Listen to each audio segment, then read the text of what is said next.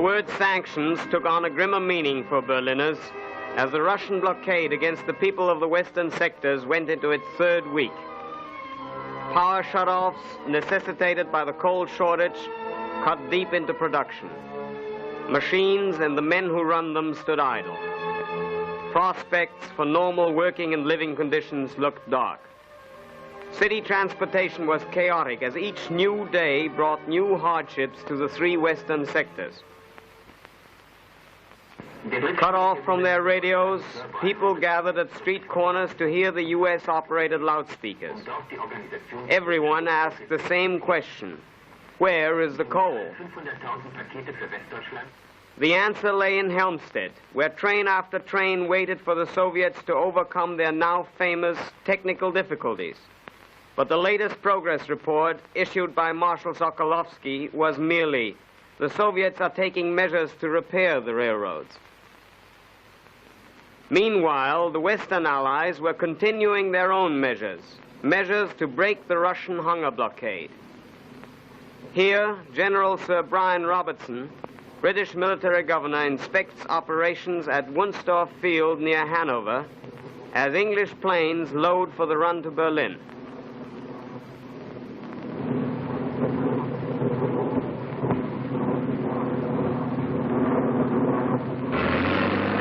Minutes later, Gatow Field. This air bridge, unlike the bridge over the Elbe, is not in need of immediate repair, and no technical difficulties will stop this traffic. These French troops typify the spirit of all three powers working together to aid Berlin.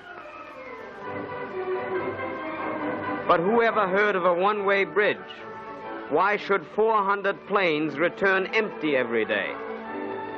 A 24-pfennig stamp becomes an airmail stamp, and letters reach the West in one day. Fast mail, a strange sidelight to Russian sanctions. Next day, another surprise. The first English flying boat settles onto the Havel River.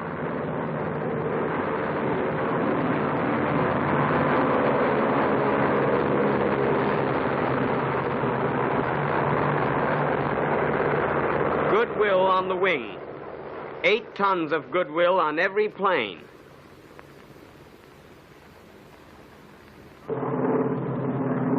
And then it came. Aboard the C-54s rushed from the United States, Alaska, and Panama. Coal over the air bridge. Coal to help get the western sectors back into commission again. Every sack, a Western reminder that Soviet sanctions are intolerable. Meanwhile, the people of the western sectors took their own stand. All week, thousands turned out to hear their leaders pledge Berlin's freedom. Here, a rally in the Fur-Berliner Platz addressed by Dr. Seuer of the Social Democratic Party. Rain, after all, was the least of a Berliner's worries this week.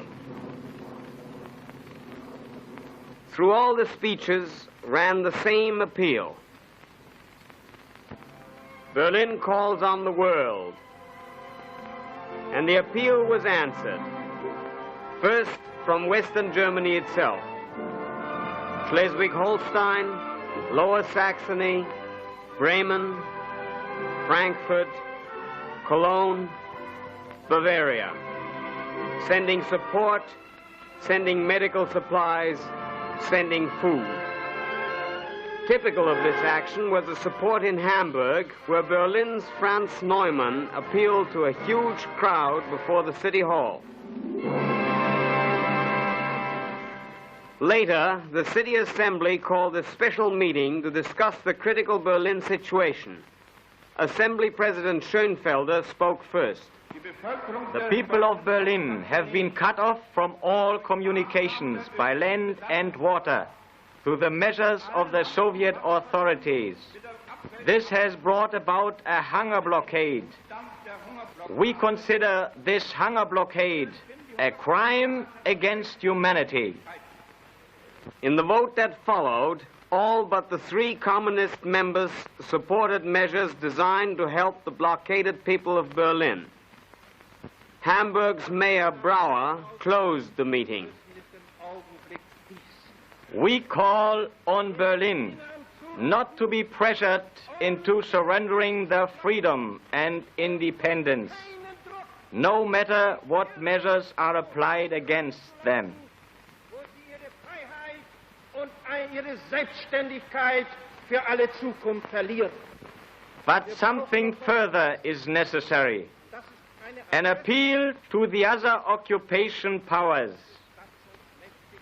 the Americans, the British, and the French. Be steadfast.